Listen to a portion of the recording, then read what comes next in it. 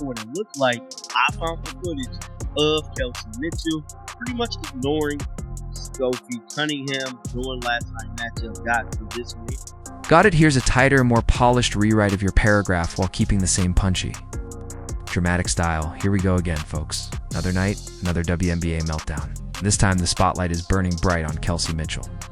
For one reason, she flat out refused to pass the ball to Sophie Cunningham, who was standing wide open. I'm talking Starbucks at 6 a.m. Wide open. Ow. Fans are livid. The clips are everywhere, and the receipts don't lie. So the question is, was this selfishness or just plain bad basketball IQ? Picture it. Indiana fever. Tight game, seconds ticking away, and the ball ends up in Mitchell's hands. Now, if you followed her career, you already know the script. This isn't just a one-off mistake. This has become Mitchell's trademark. Okay. Ball in her hands, game on the line, and instead of trusting her teammates, she goes full hero mode. Spoiler alert, it backfired. You want me to make it even? Spicier like YouTube drama style, or more analytical like sports column style? Was pretty much ignored in the last final seconds of the game, man.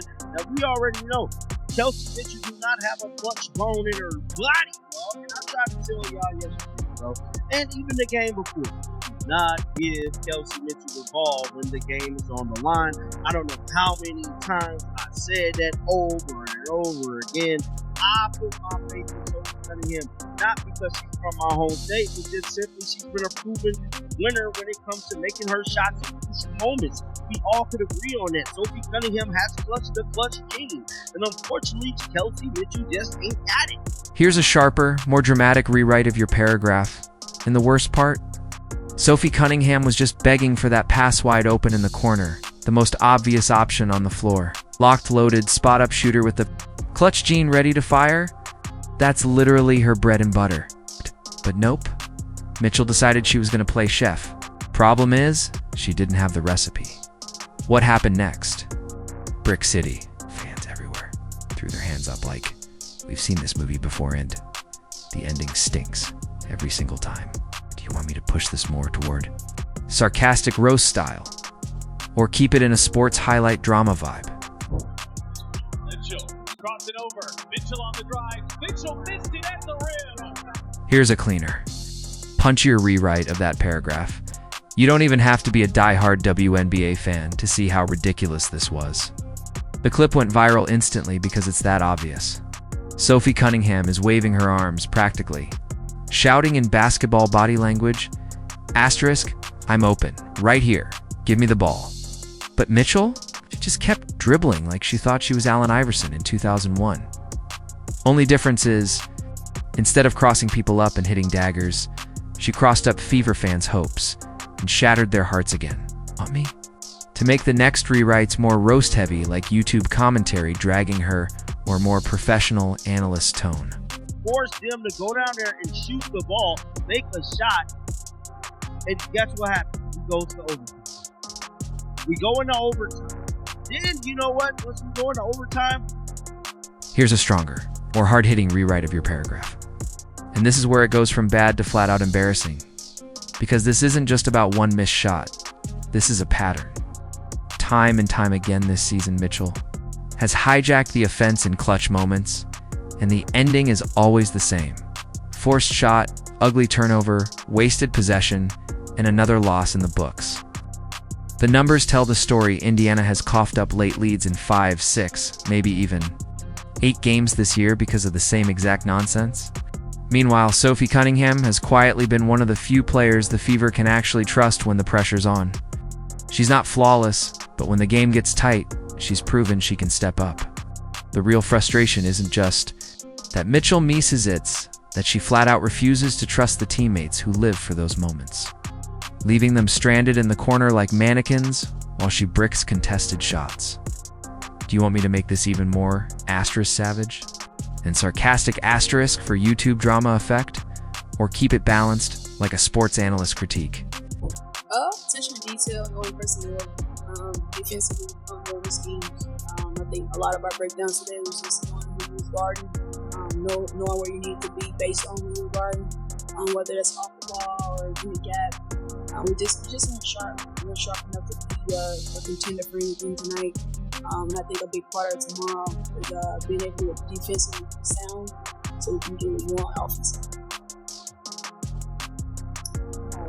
That's kind of my question. Would you guys say that the points of the game? Perfect. This is a long, fiery rant. So I'll streamline it while keeping the dramatic YouTube commentary vibe, sarcasm, and flow intact. Here's the rewritten version. Now let's get real, because fans aren't just mad about one play. They're mad because this feels like proof Kelsey Mitchell cares more about being the closer than actually winning games. And there's a big difference between confidence and delusion. Confidence is knowing you can take the shot. Delusion is believing you're the only one who should. Even when a wide-open teammate, who's literally better in that exact spot, is standing right there. And what makes it worse? Caitlin Clark isn't even on the floor right now. She's in her second year, and fans are already stressing about what this team looks like without her carrying the load. So what's the Fever's master plan? Hand the keys to Mitchell, let her dribble the clock away, and pray for a miracle. Spoiler, the miracle never comes.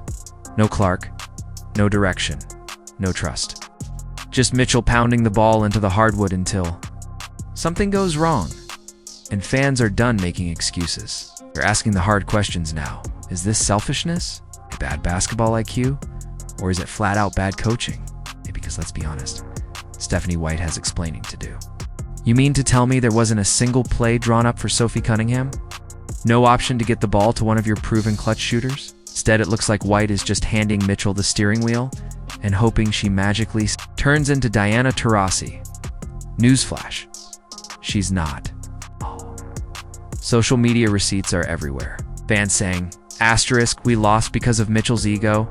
Others saying, asterisk, bench her in crunch time. Let Sophie and Aaliyah Boston close. And honestly, they might be right, because this team can't afford to keep giving away wins like they're clearance items at Walmart. And then there's the Chloe Bai situation. She balled out in her last appearance, then suddenly vanished from the rotation. Why? Nobody knows. Fans are already connecting the dots, wondering if this team is low-key tanking without Clark. And the sad part is we've all seen this movie before. Fever get a lead, look like they're in control, then collapse in the fourth. Over and over, again. And 9 times out of 10, Mitchell is at the center of it. Too much dribbling, too many bad shots, too little trust in her teammates. Fans are tired of it, honestly. So am I. Here's the truth. Mitchell isn't a scrub. She's athletic, she can score, she has talent. But she doesn't know when to step back. Great players elevate their teammates. Mitchell, right now, is dragging them down with tunnel vision. And that's why ignoring Sophie Cunningham stings so badly. Sophie isn't some role player lucky to be on the floor. She's a proven shooter with clutch DNA. When you wave her off, you're not just making a bad play, you're disrespecting your teammate. And that's the kind of thing that blows up locker rooms from the inside out. And let's not act like fans don't notice. They're already comparing Mitchell to real closers, Sue Bird, Diana Taurasi, Maya Moore. Legends who could score and knew when to dish. That's the difference between great and average. Right now, Mitchell refuses to learn that lesson, and patience is wearing thin. Big picture, the WNBA is finally getting attention. Caitlin Clark brought in millions of new eyes. Ratings are up. People want to care. But then you get games like this sloppy execution, questionable coaching, teammates ignored, and it makes the whole league look like a mess. New fans don't want to see dysfunction. They want to see quality basketball. And the Fever are blowing that chance. At the end of the day, if you keep handing crunch time possessions to the same player who keeps failing, it's not just a Mitchell problem, it's an organizational problem. You're telling the world this team values ego over winning. And fans are done buying into that. They want growth, not reruns. So here we are. Sophie Cunningham, reliable and clutch, versus Kelsey Mitchell, desperate to be the hero, but can't deliver. It's like trusting a vending machine that eats your dollar every single time. Eventually, you stop putting money in. The Fever? They keep feeding the same broken machine. And fans saw it coming. Before the final play, people were all ready. Tweeting asterisk, don't give it to Kelsey. Run it for Sophie. And what happened? Exactly what everyone predicted. The fans saw it. The commentators saw it. The replays proved it. Everyone knew except the person dribbling the ball. Now the question is, what happens next? Because this isn't going away. Sophie has a loyal fan base. She's got the reputation, the fight, the clutch gene. Fans love her, and when she's ignored, they take it personally. Meanwhile, Mitchell is digging herself into a hole she may never climb out of.